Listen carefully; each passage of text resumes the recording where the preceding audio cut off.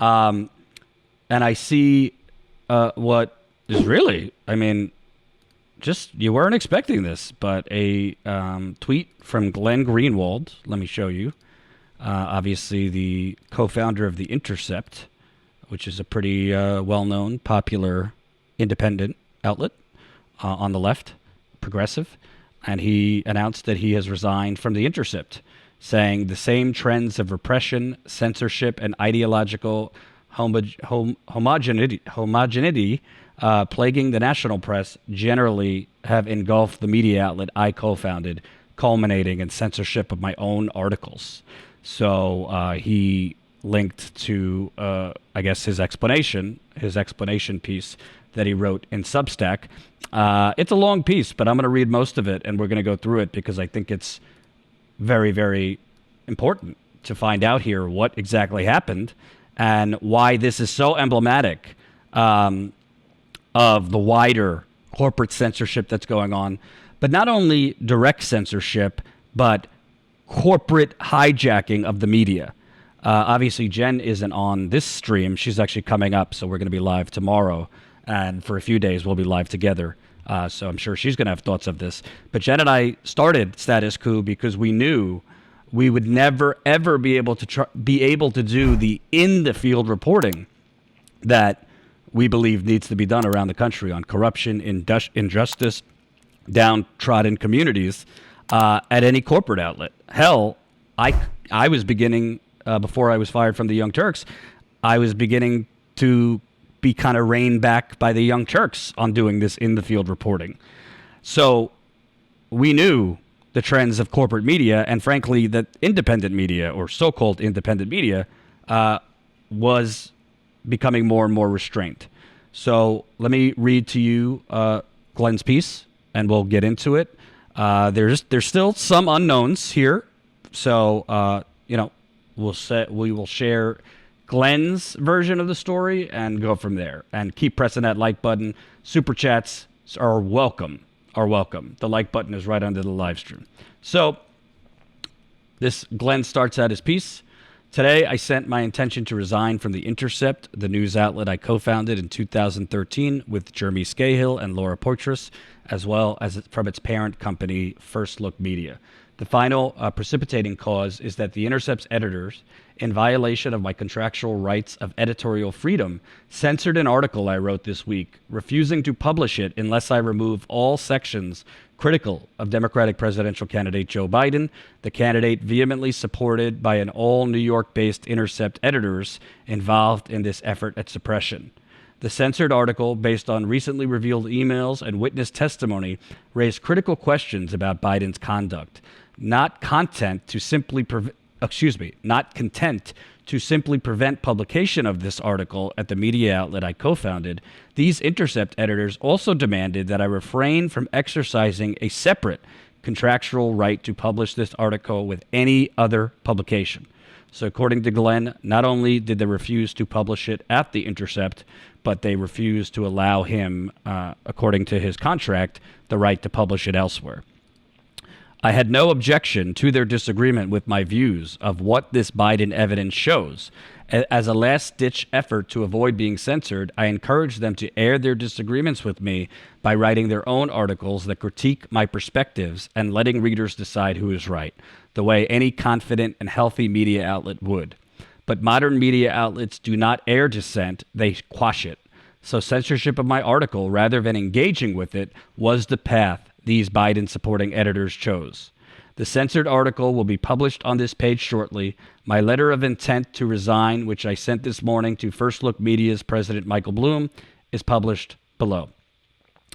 As of now, I will be publishing my journalism here on Substack, where numerous other journalists, including my good friend, the great intrepid reporter Matt Taibbi, have come in order to practice journalism free of the increasingly repressive climate that is engulfing national mainstream media outlets across the country.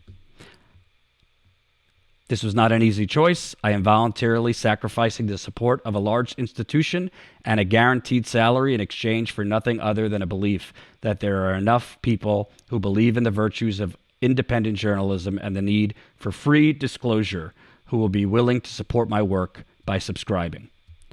Like anyone with young children, a family, and numerous obligations, I do this with some trepidation, but also with the conviction that there is no other choice. I could not sleep at night knowing that I allowed any institution to censor what I want to say and believe. Least of all, a media outlet I co-founded with the explicit goal of ensuring this never happens to other journalists, let alone to me. Because I have written an article critical of a powerful Democratic politician vehemently supported by the editors in the imminent national election. So I want to take a pause there. There's so many layers of this, and I'm going to read more of Glenn's piece, but I just want to be clear about, according to Glenn, and I have no reason to doubt what he's saying, he's not a liar, and he's always been factual. A lot of people can argue with his methods or his thinking, but nobody has challenged him on facts. He won a Pulitzer Prize for incredible reporting on Edward Snowden's NSA revelations. He's done great work on WikiLeaks and Julian Assange.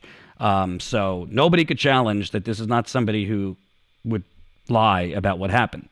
So according to Glenn, The Intercept, which he co-founded with Jeremy Scahill, basically wouldn't publish a piece that he wrote critical of Joe Biden and exploring the Hunter Biden-Joe Biden story, which has been largely censored by the entire corporate media, and frankly, a lot of independent media has not covered it.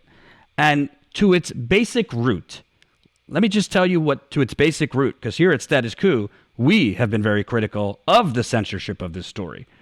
At the most basic root, the New York Post, which is not Breitbart, they do have some journalists at the New York Post. Yes, 100%, it's conservative. They tend to be sensational, but they are not at the level of a Breitbart News. The New York Post reported, it feels like 10 years ago, but I think 2 weeks ago, Hunter Biden introduced his father, then Vice President Joe Biden, to a top executive at a Ukrainian energy firm less than a year before the elder Biden pressured government officials in Ukraine into firing a prosecutor who was investigating the company, according to emails obtained by the Post. The never before revealed meeting is mentioned in a message of appreciation that Vadim Pozarsky, I might be mispronouncing, an advisor to the board of Burisma, allegedly sent Hunter Biden on April 17, 2015, about a year after Hunter joined the Burisma board at a reported salary up to $50,000 a month. Quote, "Dear Hunter, thank you for inviting me to D.C. and giving me an opportunity to meet your father and spend some time together. It's really an honor and pleasure," the email reads. An earlier email from May 2014 also shows Pozarsky, reportedly Burisma's number 3 executive, asking Hunter for, quote, "advice on how you could use your influence on the company's behalf." The blockbuster correspondence, which flies in the face of Joe Biden, he's saying that he's never spoken to my son about his overseas business dealings, is contained in a massive trove of data recovered from a laptop. So, putting aside the fact that Rudy Giuliani is involved in this story, putting aside the fact that Steve Bannon is involved with this story, putting aside the fact that there's questions about where the emails, not the emails, but that they were found on a laptop that was dropped off to a computer software store, and the owner of the computer software store is reportedly a Trump advisor. Putting aside all that, yes, it was 100% an opposition research dump. The Democrats dump on the media opposition research to try and harm Republican candidates that they're facing.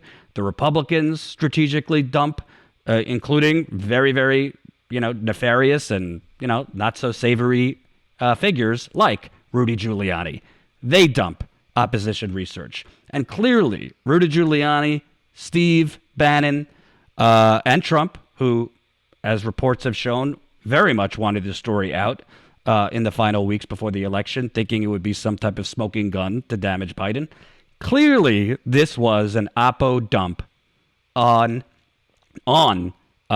trying to harm Joe Biden and hoping it would be picked up by the media. That doesn't mean there's no truth to it. And the number one thing that I have said that the corporate media has not said, the New York Post reports and showed the emails that Joe Biden met with essentially an advisor to Burisma's board, that Joe Biden met with this person, and then a year later, Joe Biden, as the vice president of the United States, actively tried to get a prosecutor in Ukraine fired. Let's take that piece by piece. Number one, just from the common sense perspective, why would Joe Biden, the vice president of the United States, give two? I'm trying not to get demonetized here because YouTube demonetizes for curses. Why would Joe Biden, the vice president of the United States, give two figs on corruption in Ukraine?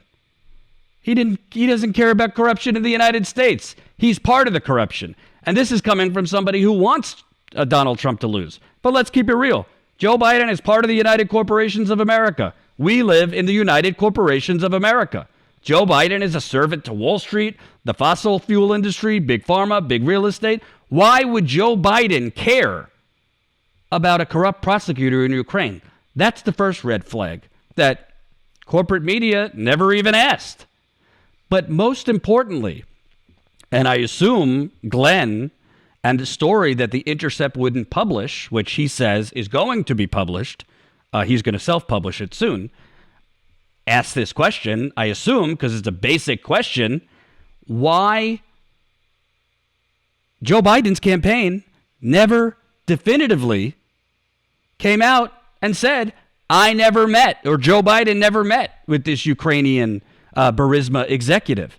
All they said was your classic Washington non-denial denial. Well, we don't have a meeting on the schedule. Yeah, well, usually the mafia doesn't put it into their Microsoft Outlook calendar. We're meeting to talk about the next hit. Usually people who money launder or do shady things don't put it in the calendar.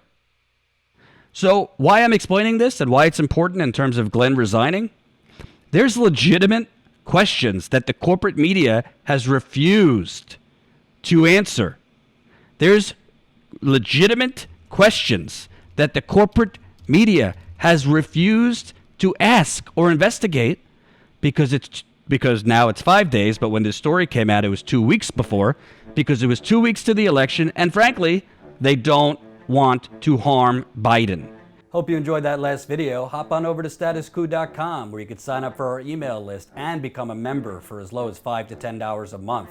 Membership is how we grow. That's statuscoup.com/join. And remember, join our email list so we can grow the revolution with you.